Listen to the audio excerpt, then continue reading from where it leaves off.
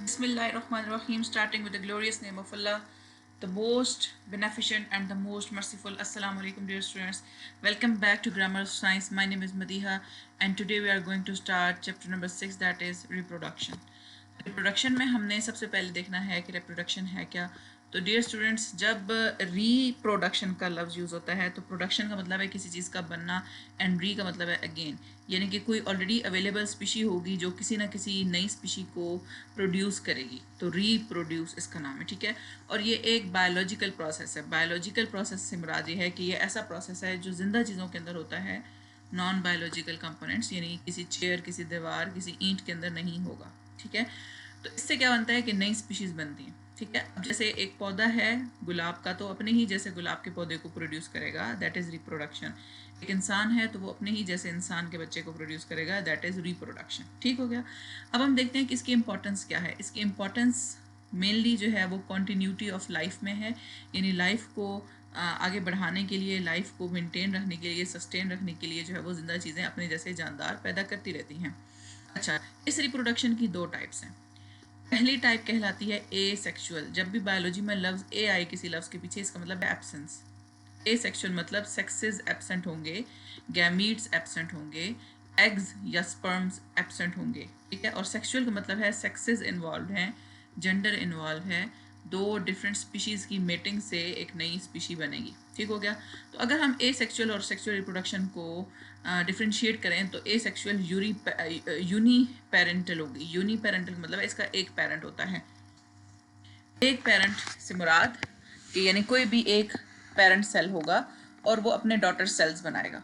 Bye parental का मतलब है दो पेरेंट्स होंगे. दो पेरेंट्स मतलब है एक मेल और एक फीमेल होगा. तो जब भी मेल और फीमेल अलग अलग गैमीट्स इन्वॉल्व होंगे तो वो सेक्सुअल रिप्रोडक्शन होगी. ठीक है, ए सेक्सुअल रिप्रोडक्शन में सोमैटिक सेल्स इन्वॉल्व है. सोमैटिक का मतलब है नॉर्मल बॉडी के सेल्स. आपकी बॉडी में रिप्रोडक्शन के हवाले से बात की जाए तो दो तरह के सेल्स हैं.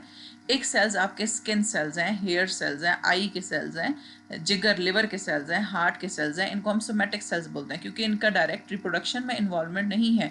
हाँ, ये सेल बड़े होते हैं. जाहिर सी बात है, जब आप छोटे थे आपकी स्किन छोटी थी, लेकिन जब आप बड़े हुए आपकी स्किन बड़ी हुई. इसका मतलब है वो सेल्स मल्टीप्लाई हुए, वो सेल्स बड़े होना शुरू हुए. ठीक है, तो एक से दो, दो से चार, चार से आठ, आठ से 64 बने सेल्स. तभी जो है वो सॉरी 4 से 16, 16 से आगे 16 मल्टीप्लाई बाय 16 कर लें तो ये सेल्स इस तरह से इतने ज़्यादा एक्सप्रेस हुए कि आपकी स्किन बड़ी होती गई. ठीक है, तो ये सोमैटिक सेल थे. इसी तरह आपका लिवर जब आप छोटे थे वो छोटा था, अब आप बड़े हुए हैं तो आपका लिवर या जिगर बड़ा हो गया है. आपके हेयर्स छोटे थे फिर बड़े होते जा रहे हैं. तो ये जो सेल्स हैं, आम सेल्स हैं, ये एक से दो, दो से चार हो रहे हैं. इसका मतलब है ये सोमैटिक सेल्स हैं. ठीक है, लेकिन जर्म सेल्स जिनको हम बोलते हैं, गैमीट्स जिनको हम बोलते हैं, या हम एग्स जिनको बोलते हैं, या स्पर्म्स जिनको बोलते हैं, वो जर्म सेल्स होते हैं. तो इसमें जो एसेक्सुअल रिप्रोडक्शन है इसमें सोमैटिक सेल्स इन्वॉल्व हैं. आपकी ओवरऑल जो बॉडी बढ़ रही है वो एसेक्सुअल रिप्रोडक्शन से बढ़ रही है. लेकिन जहाँ पर सेक्सेस इन्वॉल्व हैं, यानी एक पूरा इंसान बना है, जाइगोट की डेवलपमेंट हुई है, पूरा फीटस बना है, और इस तरह से आप डेवलपमेंटल स्टेजेस से गुजरे हैं और आपकी बेसिक आइज़ बनी हैं, इनिशियली आपकी पूरी बॉडी बेसिकली बनी है, तो ये सेक्सुअल रिप्रोडक्शन हो जाएगी. ठीक है, इसमें हम सेक्सुअल रिप्रोडक्शन की और एसेक्सुअल की आगे बहुत डिटेल में स्टडी करेंगे.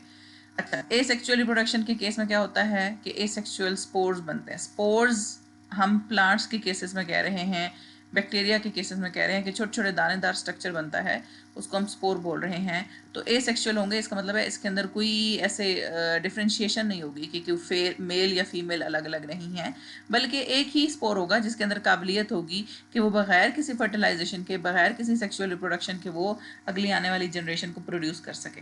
ठीक हो गया. अच्छा, offsprings are genetically similar to parent. इस केस में क्या होता है, कोई वैरायटी नहीं आती. ठीक है, जैसा पेरेंट होगा वैसे ही उसके ऑफस्प्रिंग होंगे. जैसे एक तरह का बैक्टीरिया है, अगर वो एसेक्सुअल रिप्रोडक्शन कर रहा है तो उसकी जो नेक्स्ट जनरेशन्स होंगी वो बिल्कुल उसी की जैसे होंगी. उनमें कोई जेनेटिक या कोई फिजिकल डिफरेंसेस नहीं होंगे अनटिल एंड अनलेस उन्हें अलग अलग इन्वायरमेंट दे दिए जाएं या फिर उनकी जेनेटिक रिकम्बिनेशन करवा दी जाए, यानी जीन्स उनके चेंज हो जाएं. ठीक है. अच्छा, तो इस केस में रिप्रोडक्शन रेट बहुत फास्टर होता है। क्यों फास्टर होता है? क्योंकि कहीं पर भी कोई चेंज नहीं आ रहा, कहीं पर भी कोई वैरायटी नहीं आ रही। तो एक ही जैसे मतलब कॉपीज़ बनानी है, तो कॉपीज़ बनाना ज़्यादा आसान है बनिस्बत इसके कि बंदा जो है वो एक दो चीज़ों को मिलाकर एक नई चीज़ बनाए। ठीक है, बेसिकली इस केस में जो है वो जेनेटिक वेरिएशन आ जाती है, इस केस में जो है वो वैरायटी बन जाती है। सेक्सुअल रिप्रोडक्शन के केस में वैरायटी बनती है, ए सेक्सुअल रिप्रोडक्शन के केस में वैरायटी नहीं बनती। अच्छा, ए सेक्सुअल रिप्रोडक्शन इस लिहाज से अच्छी है कि अगर आपको एक स्पीशी पसंद आ जाए, जैसे अगर आपको एक लेट्स से मैंगो की फसल पसंद आ गई है, ठीक है, मैंगो की एक स्पीशी आपको पसंद आ गई है, तो आप चाहते हैं कि एग्जैक्ट इसी की कॉपीज़ बने, तो इस सेक्सुअल रिप्रोडक्शन उस केस में बहुत अच्छी है। ठीक है, लेकिन नुकसान क्या होगा कि अगर फसल को एक कोई बीमार हुआ, एक कोई पौधा जो है वो उसके ऊपर किसी चीज़ का इफेक्ट आया, तो सारी की सारी फसल तबाह हो सकती है, क्योंकि एक जैसा जेनेटिक मेकअप है, सारी की सारी जो है वो उसके अगेंस्ट इम्यूनिटी नहीं बना सकती उस स्पेसिफिक डिजीज़ के अगेंस्ट, तो सारी की सारी फसल मर जाएगी। सेक्सुअल रिप्रोडक्शन में बीमारी से बचने की मुदाफ़त ज़्यादा हो जाती है, क्योंकि इसके अंदर वैरायटी आ जाती है, जेनेटिक मेकअप इंप्रूव हो जाता है। अब जैसे हमारे पेरेंट्स के पेरेंट्स या उनके पेरेंट्स को देखा जाए, तो उनके अंदर उस माहौल में रहने के लिए इम्यूनिटी थी, लेकिन अगर वो आज के माहौल में अगर हम लेकर आएंगे, तो मे बी उनको लंग्स की डिजीज़ होना शुरू हो जाए, क्योंकि वो लोग इतनी पोल्यूशन के अंदर नहीं रहे, लेकिन हम लोग रह सकते हैं। इसी तरह अगर आपने अपने दादा अब्बू या दादी अम्मा से सुना होगा कि वो लोग पिज़्ज़ा या बर्गर इस तरह की चीज़ें खाएं, तो मे बी उनका पेट नहीं भरता, क्योंकि वो लोग अपने इन्वायरमेंट के आदी थे और हम लोग इस इन्वायरमेंट के आदी हैं। तो ये बेसिकली क्या हो रहा है, with the passage of time हमारे अंदर मॉडिफिकेशन आई है, हमारे अंदर वैरायटी आई है, और हम अपने इन्वायरमेंट के अकॉर्डिंगली बेस्ट सूटेड हैं। ठीक हो गया? तो ये खैर बहुत डिटेल हो गई, आगे चलते हैं। तो इन सब में हार्मोन्स का क्या रोल है। अभी हमने लास्ट चैप्टर पढ़ा था जिसमें हमने एंडोक्राइन या एक्सोक्राइन हार्मोन के बारे में पढ़ा था, और हमने कहा था कि लास्ट चैप्टर में जिसको नहीं समझ में आ रही वो इससे पिछले चैप्टर में जाए। पिछला चैप्टर था नर्वस सिस्टम, और नर्वस सिस्टम के साथ इन्वॉल्व था हार्मोनल सिस्टम या एंडोक्राइन सिस्टम। तो उसमें जो जाएंगे तो उसमें मैंने ये पूरी डिटेल में समझाया हुआ है कि हमारे पास हाइपोथैलेमस है जो पिट्यूटरी ग्लैंड का मास्टर कहलाता है। हाइपोथैलेमस क्या करता है, पिट्यूटरी को ऑर्डर करता है, और पिट्यूटरी क्या करता है, पूरी बॉडी के ग्लैंड्स को तकरीबन जो है वो ये कंट्रोल कर रहा है। हम क्योंकि रिप्रोडक्शन पढ़ रहे हैं तो यहाँ पर सिर्फ मैंने रिप्रोडक्शन ऐड किया है। तो अगर आप देखें तो hypothalamus gonadotrophin releasing hormone GnRH release कर रहा है। ठीक है, फिर अगर ये आगे जाएंगे तो GnRH दो मेन चीज़ें बना रहा है। फर्स्ट वन इज FSH जिसको हम कहते हैं फॉलिकल स्टिमुलेटिंग हार्मोन, जो आगे जाके ओवरीज या टेस्टिस में फॉलिकल्स बनवाएगा, और ल्यूटिनाइजिंग हार्मोन है जो आगे जाके प्रोजेस्ट्रॉन वगैरह जैसे हार्मोन्स बनाएगा, जो प्रेगनेंसी को मेंटेन करने के लिए बहुत इंपॉर्टेंट है। ठीक है, अगर आपको कोई क्वेश्चन नहीं समझ में आता, you can just ask me in the chat box and I will answer you accordingly. अच्छा, यहाँ पर देखें तो सेक्सुअल रिप्रोडक्शन हो रही है। सेक्सुअल रिप्रोडक्शन कब कैसे हो सकती है? एक इंसान को ख़ास एज चाहिए सेक्सुअल रिप्रोडक्शन करने के लिए, जिसको हम प्यूबर्टी बोलते हैं। प्यूबर्टी बेसिकली वो स्टेट होती है जहाँ पे एक इंसान के अंदर वो सारे हार्मोन्स इकट्ठे हो जाते हैं। अगर फीमेल है तो एग बनने की सलाहियत आ जाती है, अगर मेल्स हैं तो स्पर्म बनने की सलाहियत आ जाती है। और इस केस में ये एज डिफ्रेंशिएट करती है एरिया टू एरिया, और मतलब एज टू एज, और इस तरह से एक्सपोजर मल्टीपल आप किन किन केमिकल से आप एक्सपोज हो रहे हैं उस पर डिपेंड कर रही होती है। तो ये स्पेसिफिक हार्मोन्स बनते हैं, और ये हार्मोन्स एंडोक्राइन ग्लैंड से ज़्यादातर बनाते हैं, जिसकी वजह से क्या होता है कि बंदे के अंदर हार्मोनल चेंजेस आ जाती हैं और वो सेक्सुअली एक्टिव हो जाता है, और अब वो इस काबिल है कि वो नेक्स्ट जनरेशन प्रोड्यूस कर सके। तो सबसे पहले हम मेल सेक्सुअल डेवलपमेंट देखेंगे। तो मेल सेक्सुअल डेवलपमेंट में जो दो मेन हार्मोन है, number one is testosterone and the other one is follicle stimulating hormone. तो टेस्टोस्टेरोन और फॉलिकल स्टिमुलेटिंग हार्मोन दोनों मिल के क्या कर रहे हैं, ह्यूमन के अंदर स्पर्म की प्रोडक्शन और रिप्रोडक्टिव ऑर्गन्स को एक्टिव रख रहे हैं। ठीक है, अच्छा, सबसे पहले हम पढ़ेंगे टेस्टोस्टेरोन के बारे में। तो टेस्टोस्टेरोन कौन प्रोड्यूस करे? टेस्टिस प्रोड्यूस करें। ठीक है, ह्यूमन जो जेनिटल ऑर्गन है उनमें टेस्टिस का बहुत इंपॉर्टेंट रोल है, और ये कौन प्रोड्यूस करवा रहा है? ये पिट्यूटरी ग्लैंड प्रोड्यूस करवा रहा है। अभी थोड़ी देर पहले हमने यही डिस्कस किया था ना कि हमारे दिमाग के अंदर एक हाइपोथैलेमस के नीचे एक पिट्यूटरी ग्लैंड है। तो पिट्यूटरी ग्लैंड आगे जाके क्या प्रोड्यूस करवाएगा? टेस्टोस्टेरोन प्रोड्यूस करवाएगा। टेस्टोस्टेरोन जो है वो हमारे मेल रिप्रोडक्टिव ऑर्गन का बहुत इंपॉर्टेंट हार्मोन है। ठीक है, अच्छा, इसको हम ICSH इन मेल्स बोलते हैं और LH इन फीमेल्स बोलते हैं। ये बेसिकली टेस्टोस्टेरोन हार्मोन की दो फॉर्म्स हैं। ICSH जो फॉर्म है वो मेल्स के अंदर होती है, और LH जो है वो फीमेल के अंदर होती है। खैर, अगर हम ओवरऑल इसको टेस्टोस्टेरोन भी आप बोलेंगे तो कोई इशू नहीं है, बिकॉज टेस्टोस्टेरोन ही इसका मेन हार्मोन है। अच्छा, इसका पहला काम क्या है? प्यूबर्टी, जैसे ही प्यूबर्टी उस एज को बोल रहे हैं जब एक मेल एक्टिव हो जाता है सेक्सुअली, ठीक है। तो उस दौरान क्या होगा कि ये क्या करवाएंगे, ये स्पर्म्स को जो बिल्कुल छोटे छोटे सेल्स की फॉर्म में मौजूद थे, जो बिल्कुल छोटे छोटे मौजूद थे, वो मैच्योर होना शुरू हो जाएंगे, ठीक है। अब वो पूरे स्पर्म सेल्स बनना शुरू हो जाएंगे, स्पर्मेटोसाइट जिनको हम बोल रहे हैं, ठीक है। स्पर्मेटोसाइट कहते हैं स्पर्म के सेल्स।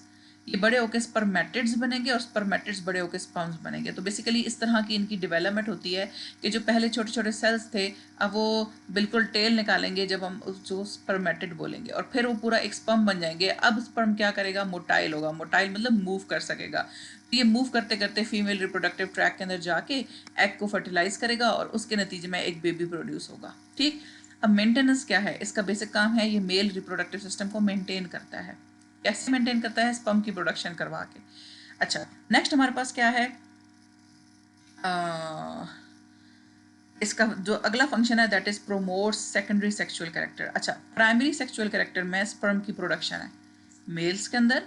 इसी तरह अगर फीमेल में प्राइमरी सेक्सुअल कैरेक्टर देखें तो फीमेल के अंदर एग की प्रोडक्शन है, ठीक है। ये प्राइमरी कैरेक्टर है, ये मेन कैरेक्टर्स हैं। जैसे मेल्स के अंदर स्पर्म का बनना, फीमेल्स के अंदर एग का बनना।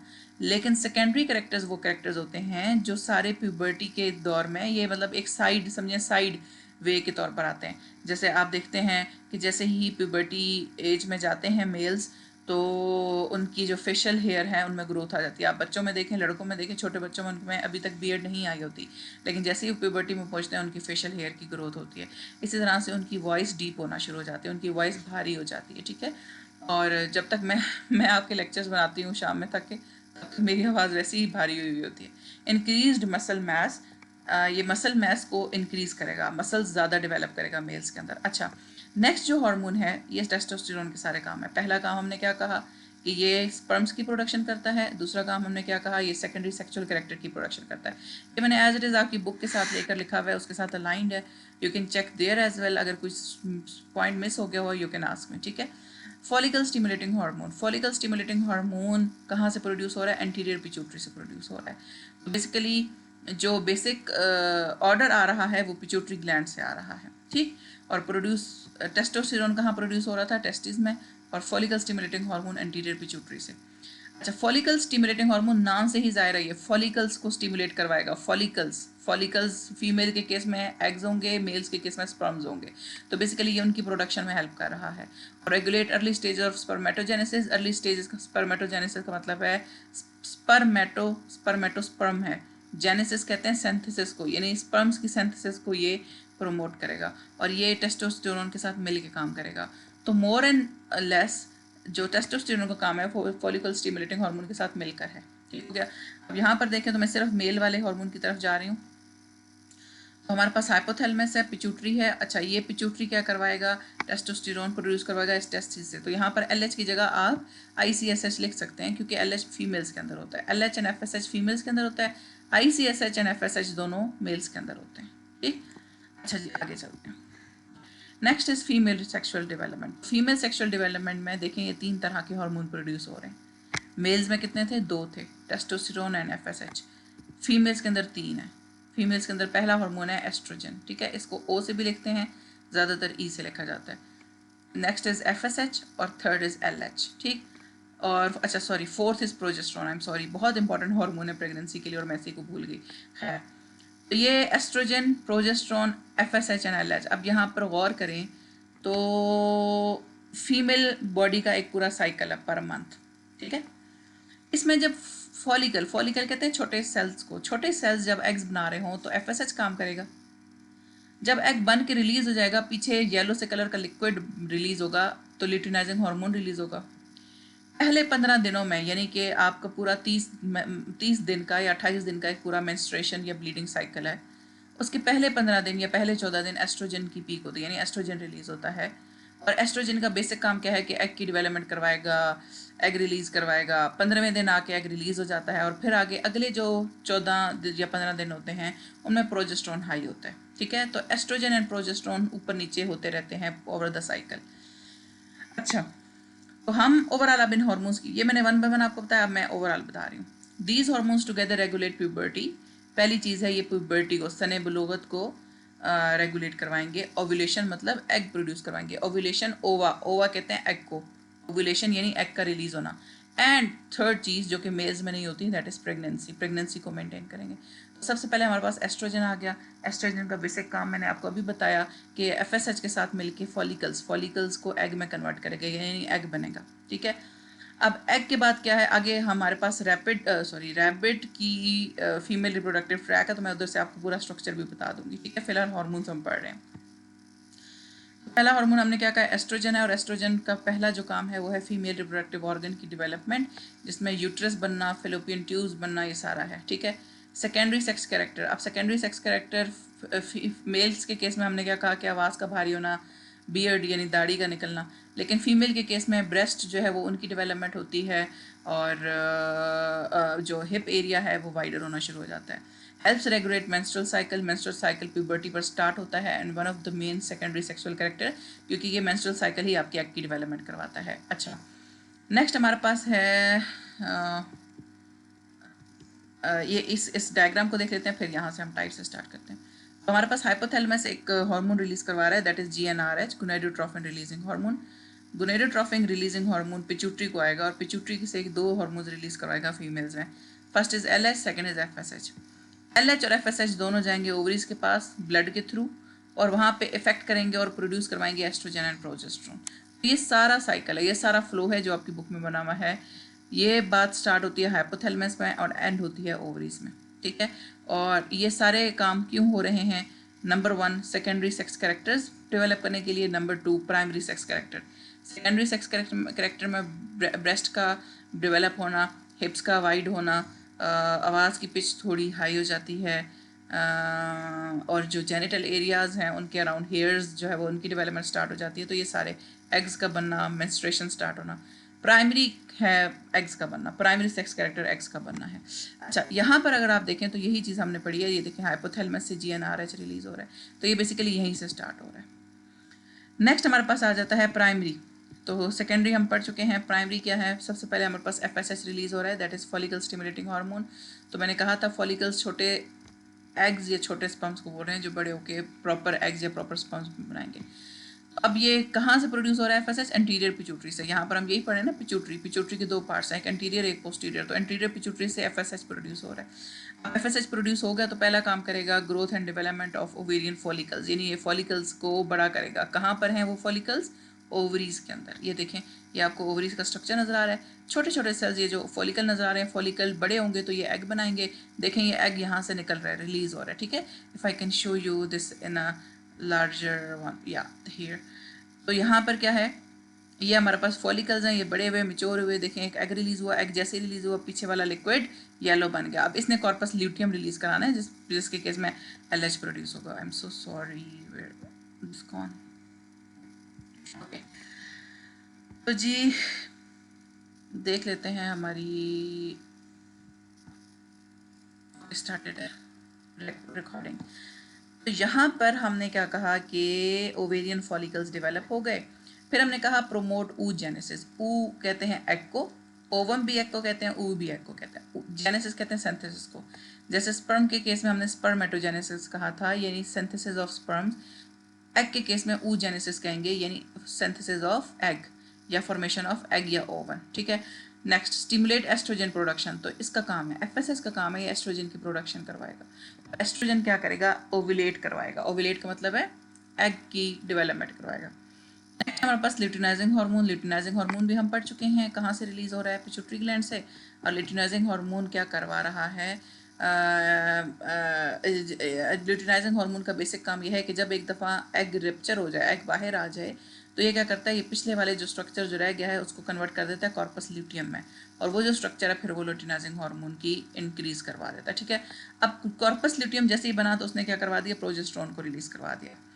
अब ये LH एंड FSH दोनों हार्मोन्स हैं। FSH एग को बनाएगा और LH एग के बाद जो है वो, यानी FSH बेसिकली एस्ट्रोजन के लिए है और LH बेसिकली प्रोजेस्टेरोन के लिए। ये दोनों मिलके गोनाडोट्रोफिन्स कहलाते हैं। ठीक है, अच्छा ये याद रखिएगा कि FSH जितना ज़्यादा होगा LH उतना कम होगा। क्यों? क्योंकि FSH साइकिल के स्टार्ट पहले 14-15 दिनों तक होता है और LH साइकिल के आखिरी 14-15 दिनों तक होता है। इस तरह एस्ट्रोजन की बात है, एस्ट्रोजन साइकिल के शुरू में होता है, प्रोजेस्टेरोन बाद में होता है। तो FSH बेसिकली एस्ट्रोजन के साथ आता है एंड LH बेसिकली प्रोजेस्टेरोन के साथ आता है। खैर, अगर ये ना भी याद रखें तो आपको इतना पता होना चाहिए कि FSH इंक्रीज करेगा तो LH डिक्रीज करेगा और LH इंक्रीज करेगा तो FSH डिक्रीज करेगा। इनकी यही रेशो आपस में एग्स की प्रोडक्शन, एग्स की फर्टिलाइजेशन में हेल्प करती है। नेक्स्ट हमारे पास आ जाता है प्रोजेस्टेरोन। तो हमने अभी तक कौन कौन से हार्मोन्स पढ़े फीमेल्स के? ये 4 हार्मोन्स हैं, estrogen, FSH, luteinising and progesterone. तो अब हम लास्ट पे आ रहे हैं, दैट इज प्रोजेस्टेरोन। तो प्रोजेस्टेरोन हमने क्या कहा, ये प्रेगनेंसी में भी हेल्प करता है और साइकिल के आखिरी 15 दिनों में भी आता है। तो जाहिर सी बात है, अगर एक फीमेल का साइकिल 28 दिनों का है तो 14वें दिन में आके एग रिलीज होगा। तो अगर स्पर्म अवेलेबल हुए तो वो एग फर्टिलाइज हो जाएगा, अगर स्पर्म अवेलेबल ना हुए तो एग भी रिलीज हो जाएगा और यानी कि आगे जाके फिर यूट्राइन वॉल भी थिक हो जाएगी और 28th डे में वो गिरना शुरू हो जाएगी, जिसको हम ब्लीडिंग कहते हैं। ठीक है, खैर ये बाद की बातें हैं, आप सेकेंड ईयर में पढ़ोगे। अभी जो है ये प्रोजेस्टेरोन जब जैसे ही एग रिलीज हो जाता है तो प्रोजेस्टेरोन हार्मोन बनता है। तो इसका पहला काम क्या है, ये यूट्रस को तैयार करता है प्रेगनेंसी के लिए। ये यूट्रस की जो लाइनिंग होती है उसको थिक कर देता है, उसको थिक कर देता है। और जब उस यूट्रस में 3 तरह की जो है वो लाइनिंग होती है। अच्छा स्टूडेंट्स, तो ये हमारे पास हमने यूट्रस की 3 लाइंस हैं।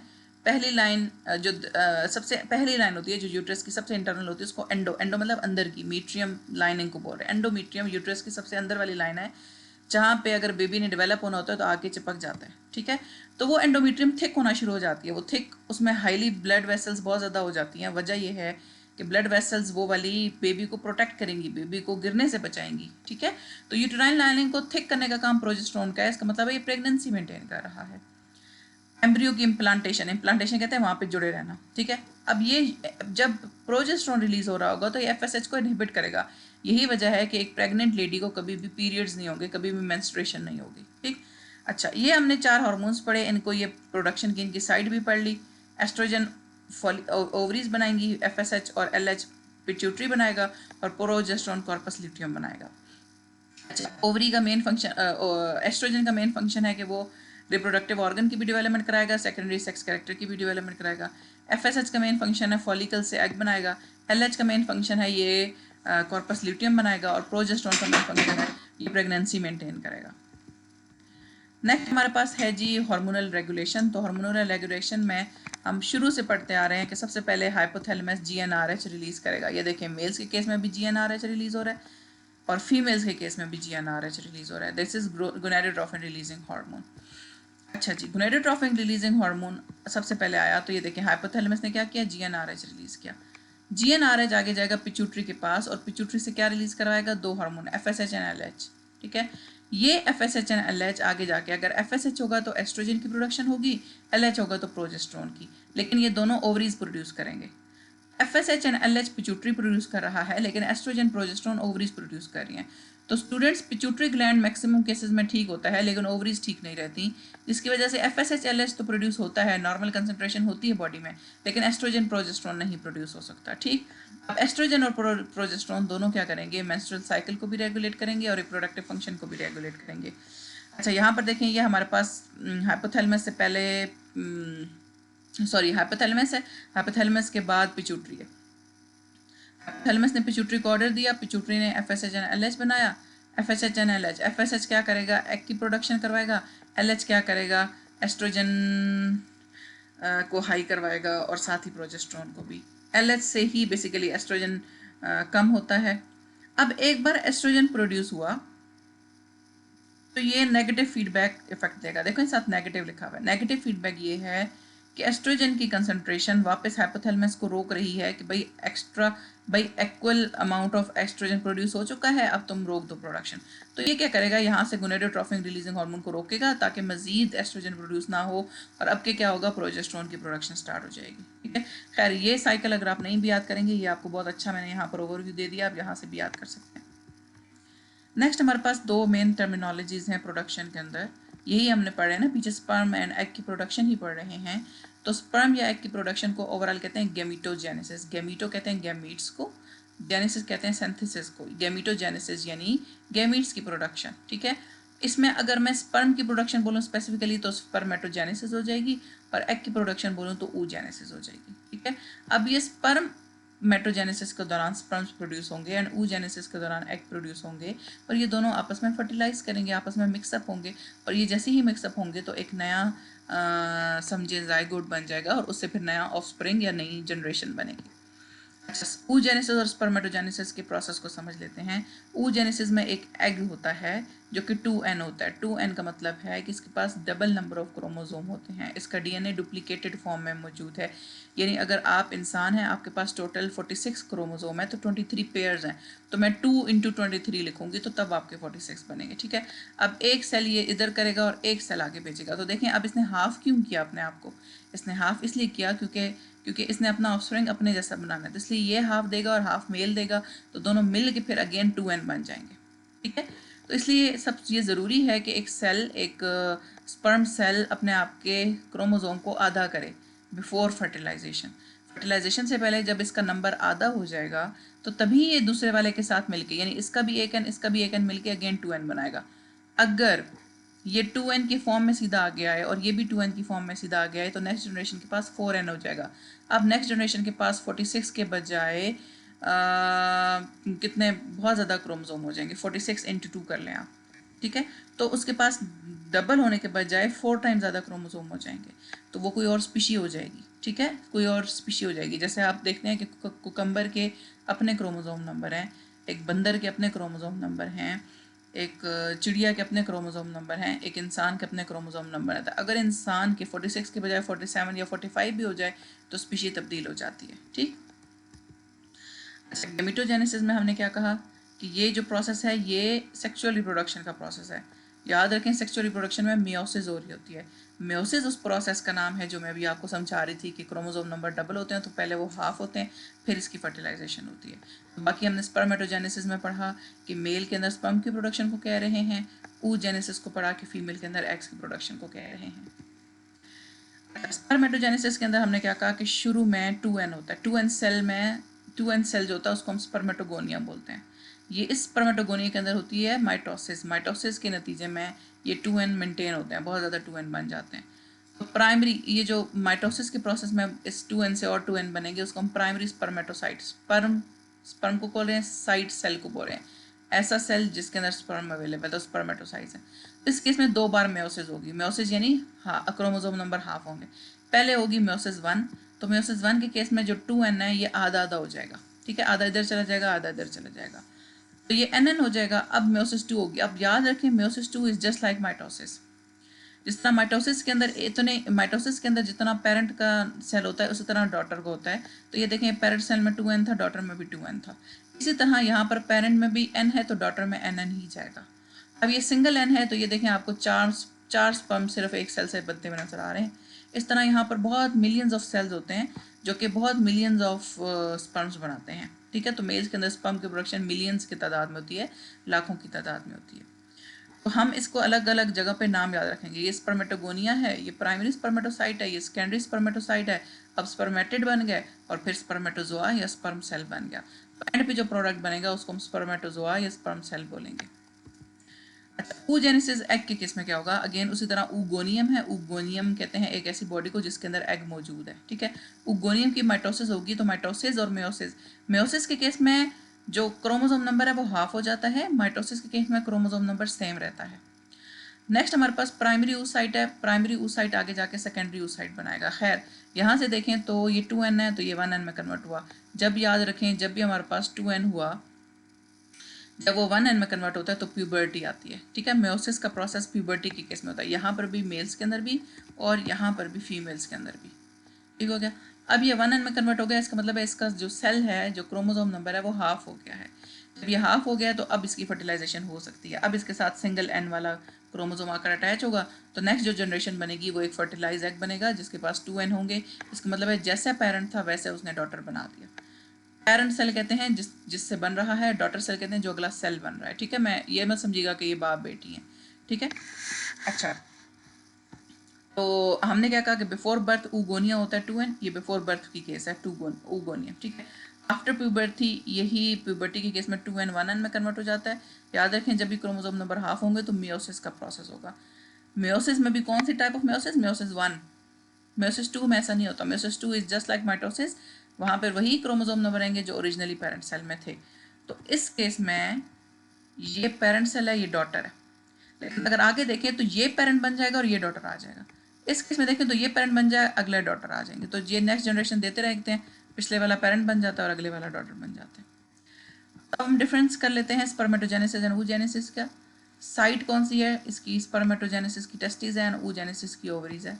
स्टार्टिंग टाइम स्पर्मेटोजेनेसिस भी प्यूबर्टी पर होता है और oogenesis बिफोर बर्थ ही शुरू हो जाता है फीमेल्स के अंदर। इसकी स्पर्मेटोजेनेसिस कॉन्टिन्यूस प्रोसेस है, हर वक्त बनते रहेंगे, लेकिन oogenesis मंथ में जस्ट एक बार बनेंगे। हर लेडी, हर फीमेल एक एग पर मंथ रिलीज करती है।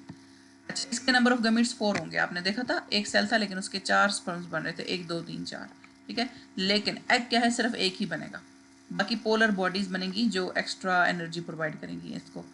रेस्ट स्टेज कहते हैं रुकने की स्टेज को। स्पर्मेटोजेनेसिस में कभी नहीं रुकती, स्पर्मेटोजेनेसिस हमेशा होती रहती है। लेकिन oogenesis एक तो एक बार प्रोफेज 1 में जाकर रुकती है, एक बार मेटाफेज 2 में जाकर रुकती है।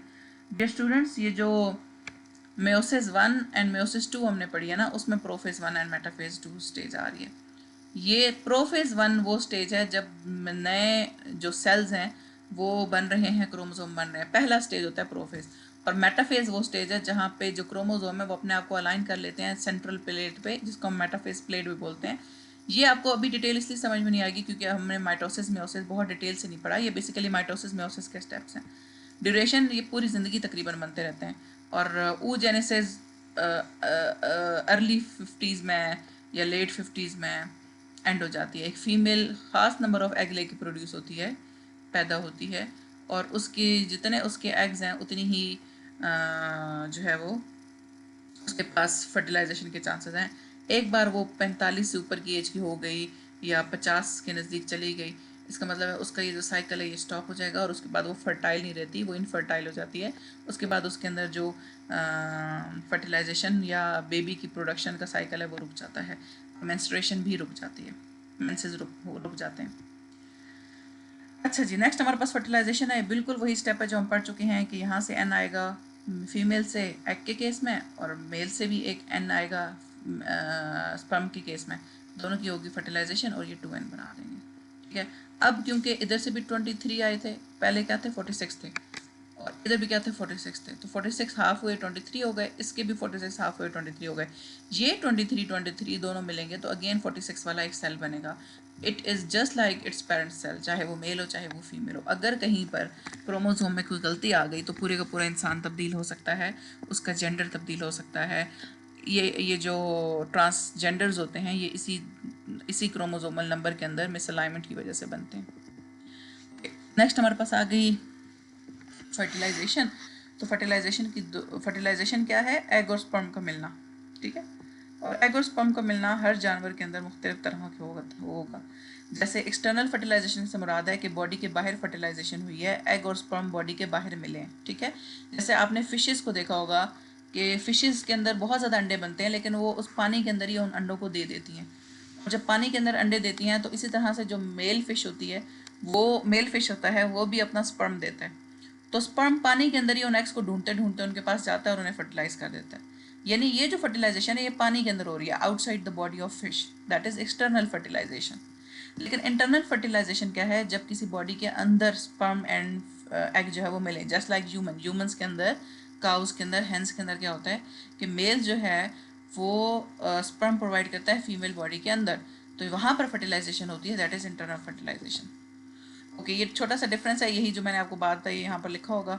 नेक्स्ट हमारे पास है डेवलपमेंट आफ्टर फर्टिलाइजेशन। तो डेवलपमेंट क्या है?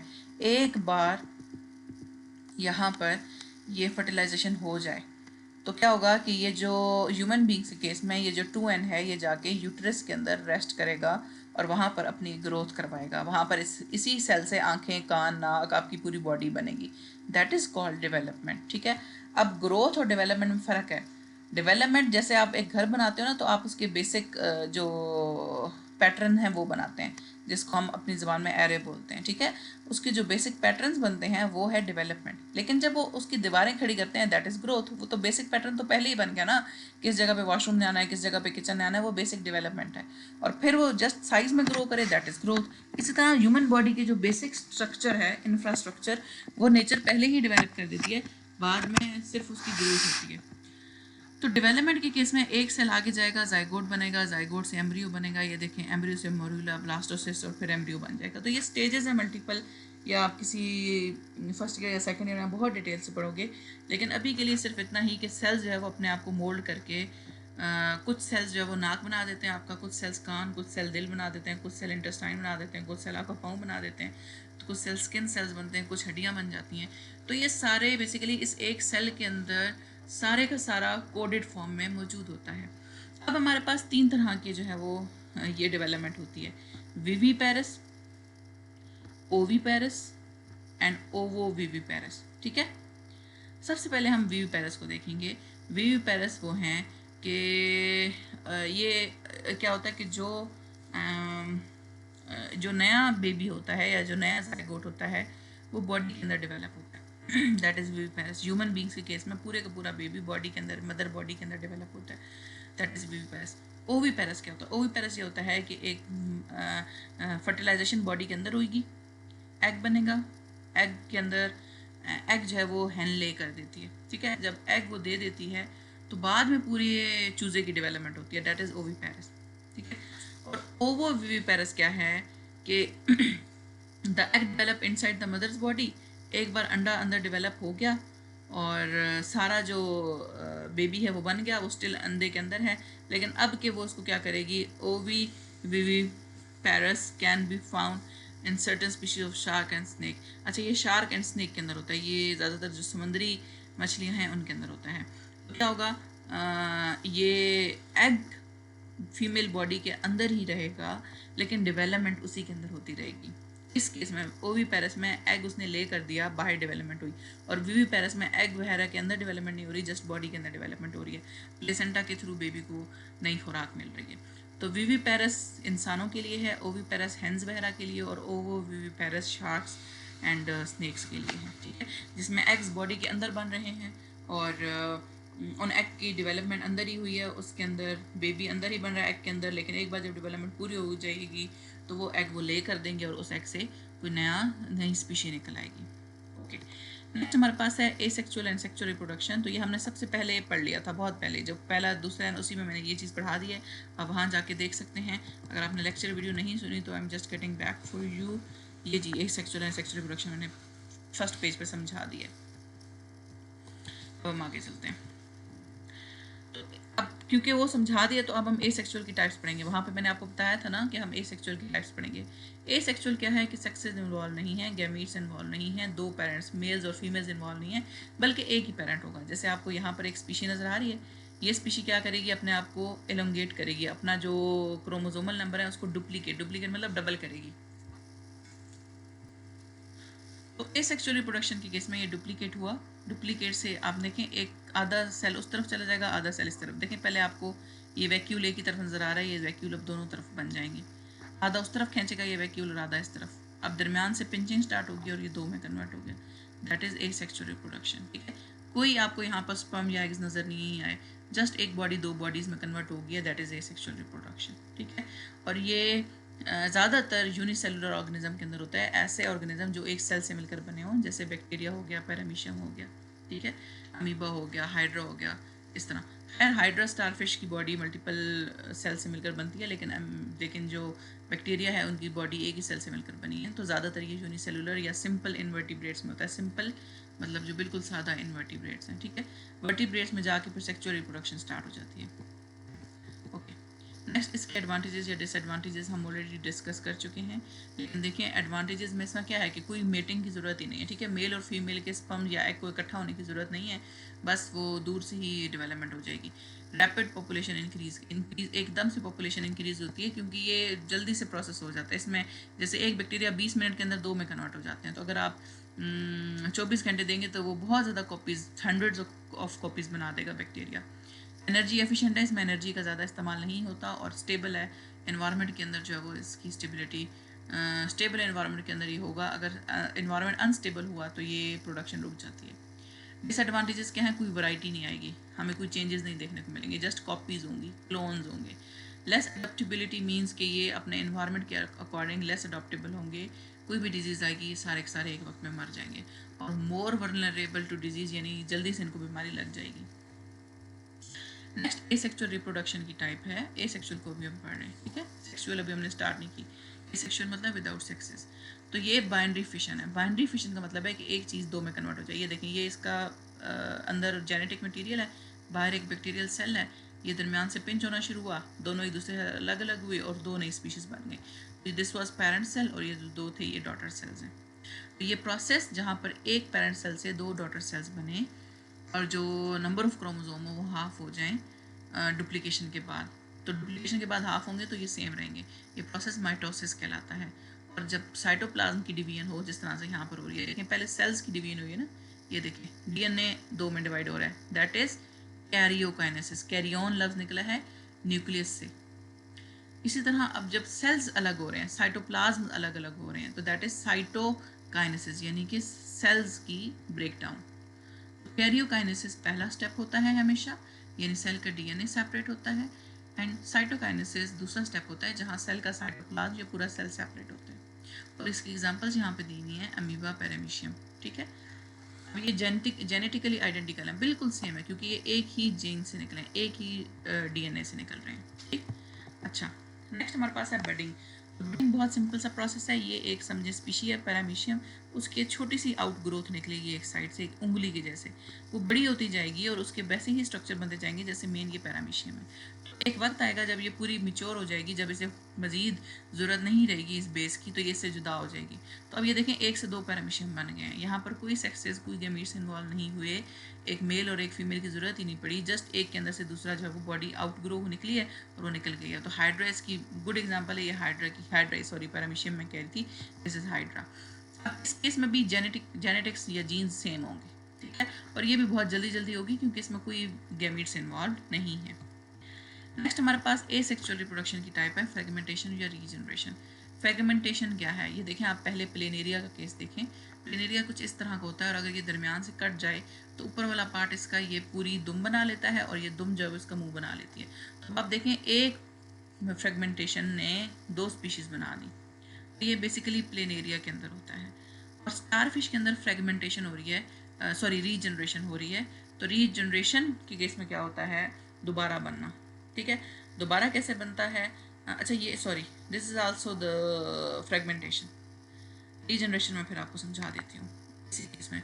तो फ्रेगमेंटेशन के केस में क्या हुआ कि इसका फ्रेगमेंट निकला और इसके फ्रेगमेंट के अंदर से एक पूरी स्टारफिश निकल आई। देखिए, इसके एक बाजू से पूरी स्टारफिश बन गई और इसका जो कटा हुआ था वो दोबारा रीजनरेट हो गया। तो ये जो प्रोसेस था ना, जब इसका छोटा सा हिस्सा कटा है, पूरी उंगली कटी, अब आप अपनी उंगली काट दें तो आपकी उंगली दोबारा नहीं बनेगी, लेकिन स्टारफिश का अगर एक पूरा हिस्सा कट गया तो ये दोबारा बन जाएगा। इसको हम बोल रहे हैं रीजनरेशन। तो इस केस में जब एक उंगली कट जाए, तो जब एक उंगली कट जाएगी तो उस उंगली की रीजनरेशन हो जाए, ये उंगली दोबारा बन जाए, दैट इज रीजनरेशन। तो इस केस में भी देखें, पूरा ऑर्गन समझे कट रहा है इसका, इसके लिए तो पूरा ऑर्गन ही है ना, तो फिर इसकी दोबारा रीजनरेशन हो रही है नए आर्म की, तो दैट इज रीजनरेशन। तो ये दोनों बहुत सिंपल प्रोसेसेस हैं, आप एक दफ़ा पढ़ोगे तो आपको याद हो जाएंगे। नेक्स्ट हमारे पास एसेक्सुअल रिप्रोडक्शन की टाइप है पार्थिनोजेनेसिस। डियर स्टूडेंट, इस केस में एक पेरेंट इन्वॉल्व होता है और या एक एग इन्वॉल्व होता है, ठीक है। इसमें फर्टिलाइजेशन नहीं होती, लेकिन ये लिविंग ऑर्गेनिज्म के अंदर हो रहा है। अच्छा, इसका फ़ायदा क्या होता है? इसका फ़ायदा ये होता है कि मेल इन्वॉल्वमेंट के बगैर ही जो है वो रिप्रोडक्शन हो रही है। अब हनी बीज के अंदर अक्सर ये होता है कि male drones unfertilise egg develop कर रहे होते हैं, ठीक है। इसी तरह रेप्टाइल्स, एफिड्स के अंदर भी ऐसा ही होता है। तो इस केस में क्या होता है कि एक एग है, वो एक ऑटोमेटिकली जो वो नई स्पीशीज़ बनाना शुरू कर देता है, ठीक है। That is mail is absent, लेकिन एक एग से अगली जनरेशन बन रही है। इसको हम पार्थिनोजेनेसिस कहते हैं। ये पार्थिनोजेनेसिस वाला क्वेश्चन बहुत इंपॉर्टेंट है। इस केस में मेल एब्सेंट होता है और ये लोअर क्लास या इंसेक्ट्स के अंदर हो रहा है, ठीक हो गया। इस केस में या तो स्पर्म होगा विदाउट एग या एग होगा विदाउट स्पर्म, जो नेक्स्ट प्रोडक्शन करवाएगा। अच्छा जी, नेक्स्ट हमारे पास आ जाता है मेल रिप्रोडक्टिव सिस्टम। तो मेल रिप्रोडक्टिव सिस्टम में हमारे पास जहाँ से स्टार्ट करते हैं, तो ये जी हमारे पास रैबिड है, ठीक है। रैबिट की ये हमारे पास राइट किडनी है और ये लेफ्ट किडनी है, ठीक। इससे यूरेटर निकल रहा है, और अगर आपको पता हो तो यूरिनरी ट्रैक और रिप्रोडक्टिव ट्रैक सेम है, ठीक है, मेल्स के केस में, ह्यूमन बींग्स के केस में भी, और रैबिट के केस में भी। अच्छा, तो यहाँ पर हमारे पास इस दोनों किडनी के नीचे दोनों तरफ में होंगे testis. This is one of the testis, like right and left testis, और दरमियान में जो है वो कपलेटरी ऑर्गन है जिसको हम पेनिस भी बोलते हैं। अच्छा, अब यहाँ से टेस्टिस से एक सैक निकल रहा है अंदर से, ठीक है, एक सैक लाइक एक ट्यूब लाइक स्ट्रक्चर है जिसको हम एपिडाइडमस बोलते हैं। एपिडाइडमस जो है वो यहाँ से ये जो टेस्टिस हैं इसकी बाहरी कवरिंग को स्क्रॉटल बोलते हैं, ठीक है, स्क्रॉटल सैक। स्क्रॉटल सैक से एक ट्यूब निकल रही है यहाँ से, ठीक है, जिसको हम वाज डेफरेंस बोलते हैं। वाज डेफरेंस क्या करेगा, आगे जाएगा और कपलेटरी ऑर्गन में स्पर्म प्रोवाइड करेगा। तो स्पर्म की प्रोडक्शन हो रही है इस एपिडाइडमस के अंदर, लेकिन ये वो वाज डेफरेंस से निकलेंगे और यहाँ पर आएंगे कपलेटरी ऑर्गन के अंदर, ठीक है। इधर कुछ और तरह के छोटे छोटे ग्लैंड्स भी अवेलेबल हैं, ठीक है, जैसे यहाँ पर आपको प्रोस्टेट ग्लैंड, काउपर्स ग्लैंड, जिसको हम काउपर्स ग्लैंड को हम सेमिनल वेजिकल भी बोलते हैं, और पाइनियल ग्लैंड नज़र आ रहे हैं, सॉरी इसको हम सेमिनल वेजिकल को हम पेरिनियल ग्लैंड भी बोलते हैं, ठीक है। पेरिनियल ग्लैंड को हम सेमिनल वेजिकल बोलेंगे, काउपर ग्लैंड है एंड प्रोस्टेट ग्लैंड है। तो डियर स्टूडेंट्स, ये पहला जो ग्लैंड आपको नजर आ रहा है that is prostate gland. Prostate gland का बेसिक काम क्या है कि ये बेसिक पीएच प्रोवाइड करता है, यानी पीएच बेसिक रखता है। वजह क्या है कि जब ये फीमेल ट्रैक के अंदर कपलेटरी ऑर्गन जाएगा या ये सीमन जाएगा, तो ये वहाँ पे, क्योंकि फीमेल ट्रैक में एसिडिटी होती है, ठीक है, फीमेल जो ट्रैक है रिप्रोडक्टिव ट्रैक उसमें एसिडिक पीएच होती है, तो ये इस पीएच को न्यूट्रलाइज करता है, ठीक है, ना वहाँ की एसिड या ना यहाँ की बेस रहेगी, क्योंकि एसिड और बेस मिलते हैं तो न्यूट्रल पीएच बनाते हैं, ठीक है। नेक्स्ट हमारे पास काउपर्स ग्लैंड है। तो काउपर्स ग्लैंड क्या करेंगे, लुब्रिकेंट, लुब्रिकेंट कहते हैं लिक्विड चीज़ को, यानी लिक्विड चीज़ रिलीज करेंगे जिसके अंदर स्पर्म तैरते हुए फीमेल एग तक पहुँचेगा। नेक्स्ट हमारे पास तीसरे हैं जिसको हम पेरिनियल ग्लैंड या सेमिनल वेजिकल बोल रहे हैं, ये स्पर्म को जिंदा रखेगा, इसको न्यूट्रिएंट प्रोवाइड करेगा। तो ये तीन मेन ग्लैंड्स हैं जो कि यहाँ पे हेल्प आउट कर रहे हैं, ठीक है। तो इसके अंदर 10% जो है वो स्पर्म होंगे और 90% फ्लूइड होगा, ठीक है। अच्छा, तो हमने सबसे पहले क्या पढ़ा कि इस एपिडाइडमस के साथ एपिडाइडमस है, एपिडाइडमस के साथ यहाँ पर बहुत ज़्यादा छोटे छोटे ट्यूब्यूल्स हैं जिन्हें हम सेमिनिफेरस ट्यूब्यूल कहेंगे। बाहर का स्ट्रक्चर देखें तो स्क्रोटम है, स्क्रोटम के अंदर सेमिनिफेरस ट्यूब्यूल्स हैं और एपिडाइडमस है। सेमिनिफेरस ट्यूब्यूल स्पर्म की प्रोडक्शन करेंगे और एपिडाइडमस के अंदर ये कुछ देर के लिए मेल्स के अंदर, ह्यूमन मेल्स के अंदर 3 दिन के लिए स्टोर होता है, ठीक है। यहाँ से ये वाज डिफरेंस के थ्रू जाएगा पेनिस में, और पेनिस से ये रिलीज हो जाएगा आउटसाइड द बॉडी ताकि ये किसी एग को फर्टिलाइज कर सके। पेनिस में इसको अच्छा जाते जाते 3 मेन ग्लैंड से सामना है। Number 1 seminal vesicle, number 2 prostate, number 3 Cowper's gland. Seminal vesicle को हम पेरिनियल ग्लैंड बोल रहे हैं। ये जो पेरिनियल ग्लैंड है ये क्या काम कर रहा है, न्यूट्रिएंट्स दे रहा है स्पर्म को जिंदा रखने के लिए। स्पर्म जिंदा है, ठीक है, अगर वो मरे हुए होंगे तो वो आगे फर्टिलाइजेशन नहीं कर सकेंगे, तो स्पर्म ने जिंदा रहना है, मूव करना है, एनर्जी चाहिए उनको, तो उसके लिए न्यूट्रिएंट्स चाहिए। तो ज़्यादातर न्यूट्रिएंट्स में ग्लूकोज ही होता है यहाँ पे। इसी के साथ काउपर्स ग्लैंड है। काउपर्स ग्लैंड क्या करेंगे, लुब्रिकेंट रिलीज करेंगे, और प्रोस्टेट ग्लैंड क्या करेंगे, पीएच को न्यूट्रलाइज करेंगे, ठीक है। अब टोटल जो स्पर्म है उसमें जो फ्लूइड है, जो लिक्विड है दैट इज 90%, और जो स्पर्म्स है वो 10%, ठीक है। तो इसको हम सीमन भी बोलते हैं, दोनों को मिला के। नेक्स्ट हमारे पास फीमेल रिप्रोडक्टिव ट्रैक आ गया। तो फीमेल रिप्रोडक्टिव ट्रैक में जिस तरह वहाँ पे 2 टेस्टिस थे, यहाँ पर 2 ओवरीज हैं, ये देखें, एक राइट ओवरी एक लेफ्ट ओवरी। ये दोनों ओवरीज एक ट्यूब के थ्रू जाती हैं मेन जगह तक, तो इसको हम, ये जो ट्यूब है इसको हम फिलोपियन ट्यूब बोलते हैं। फिलोपियन ट्यूब जाके खुलती है यूट्रस में। यूट्रस वो जगह है जहाँ पर बेबी की डेवलपमेंट हो रही है, ठीक है। फिर सर्विक्स है, विजाइना है, और ये ओपनिंग ऑफ यूरिथ्रा है, और अल्वा है। तो ये सारे और फीमेल रिप्रोडक्टिव स्ट्रक्चर है। 1 बाय 1 पढ़ लेते हैं। तो ओवरी का काम है एग की प्रोडक्शन, एग यहाँ से रिलीज होते होते यहाँ तक पहुँचेगा, फंडस, इस जगह को फंडस बोलते हैं। फंडस, इधर से स्पर्म आएगा और एग यहाँ पर मौजूद होगा, यहाँ पर फर्टिलाइजेशन होगी। तो अगर फर्टिलाइजेशन हो गई तो ये यूट्रस पर आकर इधर अटैच हो जाएगा और बेबी की डेवलपमेंट हो जाएगी। लेकिन अगर फर्टिलाइजेशन ना हुई, फीमेल ह्यूमन का केस बता रही हूँ, फर्टिलाइजेशन ना हुई तो वो एग भी रिलीज हो जाएगा, और जो यूट्रस ने वॉल्स बनाई थी यहाँ पर सारी वेस्कुलराइजेशन हुई थी, यहाँ पर हाईली थिक ब्लड वेसल्स आई थी, वो भी मेंस्ट्रुएशन ब्लीडिंग की तरह यहाँ से शेड आउट हो जाएंगी। ठीक हो गया। नेक्स्ट हमारे पास है इसके फंक्शन। तो ये जो फंक्शन है बेसिक, इसका ये स्पर्म को रिसीव करेगा, फर्टिलाइजेशन या जायगोट बनाएगा और डेवलपमेंट करवाएगा। अच्छा, फर्टिलाइजेशन के केस में क्या हुआ कि फर्टिलाइजेशन उसी तरह एग और फेलोपियन ट्यूब के अंदर यहाँ पर एग और स्पर्म मिले, वो प्रोडक्ट डेवलपमेंट हुई जायगोट की, और जायगोट जाके इस जगह पर जाकर अपना डेवलपमेंट करेगा। ठीक है। अच्छा, यहाँ पे रैबिट्स के बारे में क्या लिखा हुआ है? Rabbits breed year round but high temperature can reduce sperm count and fertility in males. अच्छा, टेम्परेचर अगर हाई होगा तो स्पर्म कम प्रोड्यूस होंगे। यही वजह है कि ह्यूमंस के केस में टेस्टिस आउटसाइड द बॉडी होते हैं। ये देखें बॉडी के अंदर है रैबिट के केस में, लेकिन ह्यूमन के केस में आउटसाइड द बॉडी होंगे। आउटसाइड द बॉडी मतलब बॉडी के बाहर है। अच्छा, इस केस में भी रैबिट के केस में भी सॉरी बाहर ही होते हैं, बाहर फील हो रहे होते हैं, लेकिन बाकी स्पीशीज़ के केस में अंदर होते हैं। उस केस में टेम्परेचर मेंटेनेंस नहीं चाहिए, लेकिन इस केस में चाहिए।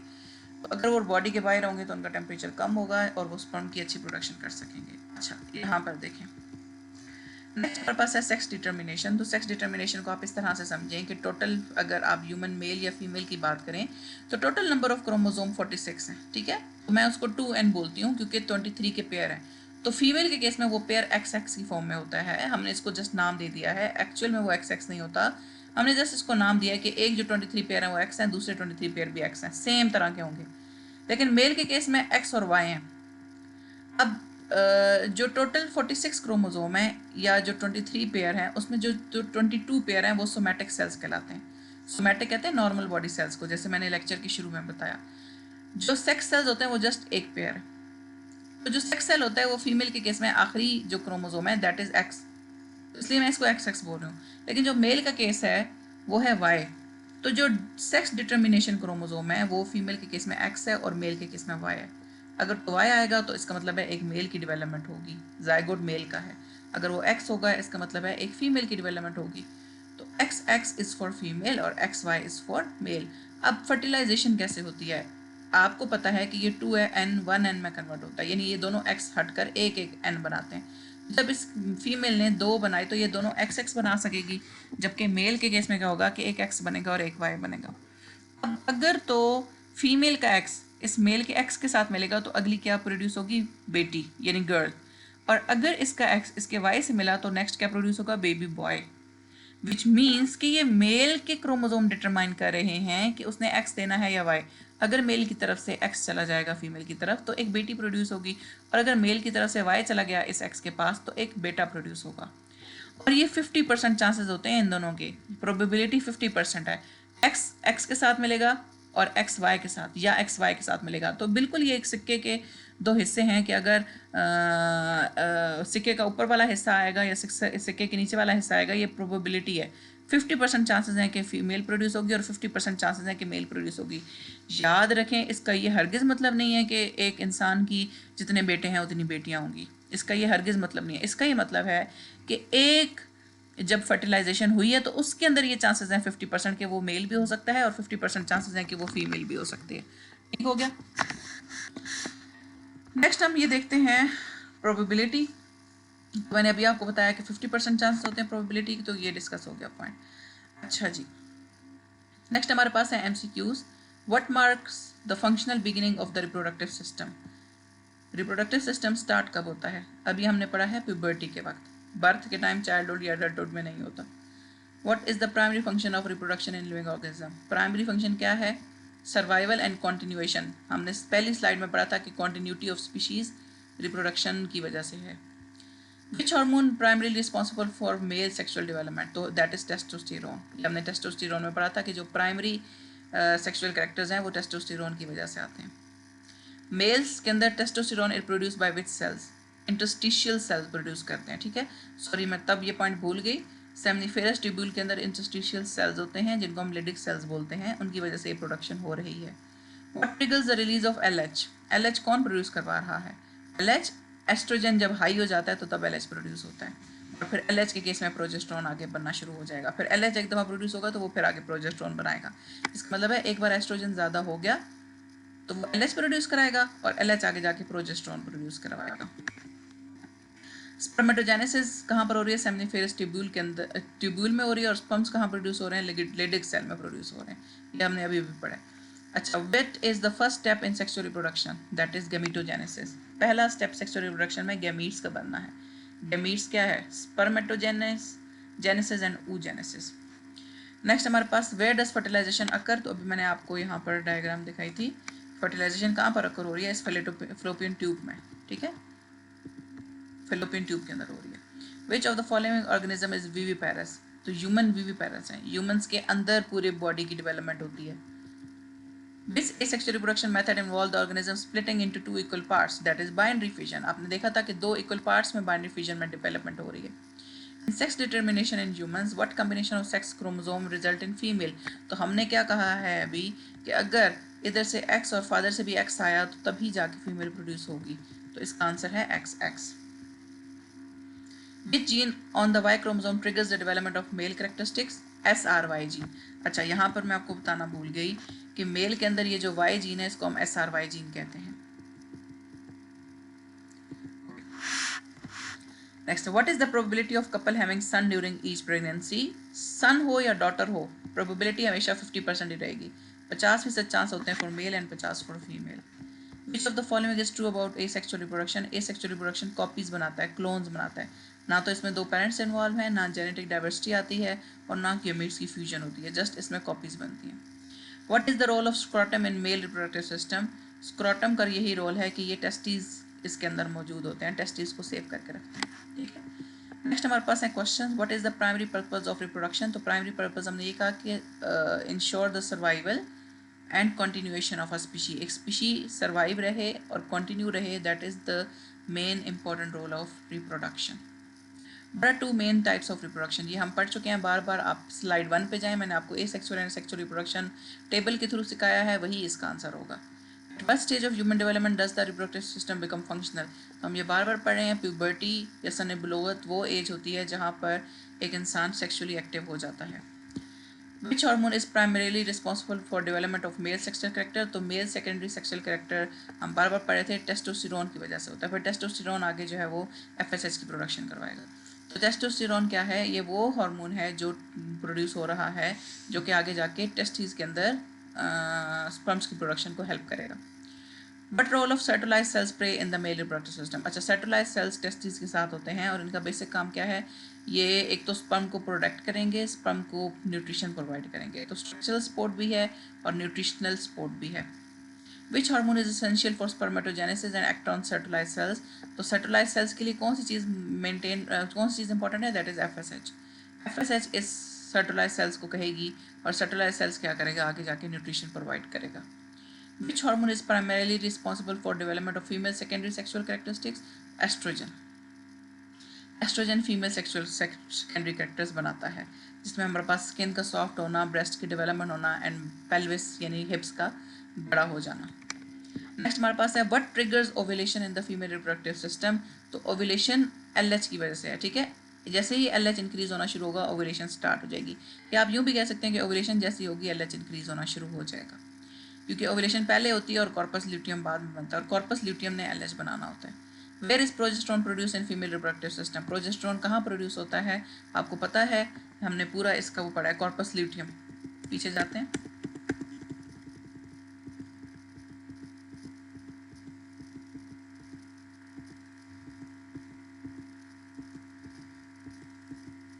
ये देखें, हमने कहा था कि एक एग की डेवलपमेंट हो जाएगी, एग रिलीज हो जाएगा, पीछे ये चीज़ जो बचेगी इसको हम कॉर्पस ल्यूटियम कह रहे हैं और कॉर्पस ल्यूटियम LH प्रोड्यूस करवाएगा। यही हमने बात की थी ना, ये LH प्रोड्यूस हो रहा है।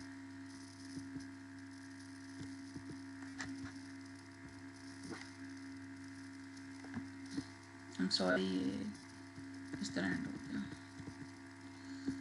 अच्छा जी, नेक्स्ट आ जाए, next question. What triggers ovulation in the female reproductive cycle? LH ये काम कर रहा है। Where is progesterone produced in female body? तो हमने क्या कहा कि कॉर्पस ल्यूटियम में हो रही है। आगे चलते हैं, ये दो हो गए थे पहले। What is the term for process of sperm cells production? sperm cell production को spermatogenesis कहेंगे। अगर यहाँ पे सवाल आता है egg cell production का तो oogenesis उसको कहते हैं। ये हम पूरे चैप्टर में पढ़ चुके हैं, मैं इतनी डिटेल में नहीं जा रही क्योंकि अभी सारी चीज़ें आपको समझा चुकी हूँ, रिटन फॉर्म में मौजूद है, you can just memorize this और फिर आप अपने पेपर में लिख सकते हो। In which part of the female reproductive tract does spermatogenesis occur, sorry male में कहाँ पर स्पर्मेटोजेनेसिस हो रही है? सेमिनिफेरस ट्यूब्यूल में। सेमिनिफेरस ट्यूब्यूल कहाँ पर मौजूद होती है? टेस्टिस में मौजूद होती है। और ये हमने जब स्ट्रक्चर पढ़ा था तो उसमें मैंने आपको दिखाया था। फर्टिलाइजेशन कहाँ पर हो रही है? फर्टिलाइजेशन फेलोपियन ट्यूब में हो रही है। ये इसका भी मैंने आपको स्ट्रक्चर में दिखाया था। Genetic outcome in from asexual reproduction में क्या निकलेगा? तो एसेक्सुअल रिप्रोडक्शन में वही चीज़ आएगी जो पेरेंट था, बिल्कुल उसकी कॉपी बनेगी, बिल्कुल इसका क्लोन बनेगा। इन्होंने हाइड्रा की एग्जांपल दी हुई है जो बडिंग से बनता है। आप इसमें पार्थिनोजेनेसिस की भी एग्जांपल दे सकते हो, आप फ्रेगमेंटेशन या रीजनरेशन की एग्जांपल भी दे सकते हो, क्योंकि वो सारी एसेक्सुअल रिप्रोडक्शन की टाइप्स हैं। But role does the scrotum play in reproductive system? Scrotum का बेसिक काम टेस्टिस को प्रोटेक्ट करना, टेस्टिस को होल्ड करके रखना है और इसका टेम्परेचर मेंटेन करना है, क्योंकि हमने अभी पढ़ा है कि अगर टेम्परेचर ज़्यादा हो जाएगा तो स्पर्म की डेवलपमेंट या तो रुक जाएगी या कम हो जाएगी। अच्छा जी, नेक्स्ट हमारे पास क्या है? Which part of the female reproductive system in rapid is typical site for fertilisation? That is fallopian tube. ये तीसरी बार ये क्वेश्चन आया है। फेलोपियन ट्यूब के अंदर फंडस वो पार्ट है जहाँ पर फर्टिलाइजेशन हो रही है। तो डियर स्टूडेंट्स, ये वाला सारा चैप्टर एंड हो गया। आपकी स्पेशल रिक्वेस्ट पे हमने इस चैप्टर पूरे का पूरा एक ही दफ़ा में एंड किया। Thank you so much for your time. अल्लाह हाफिज़।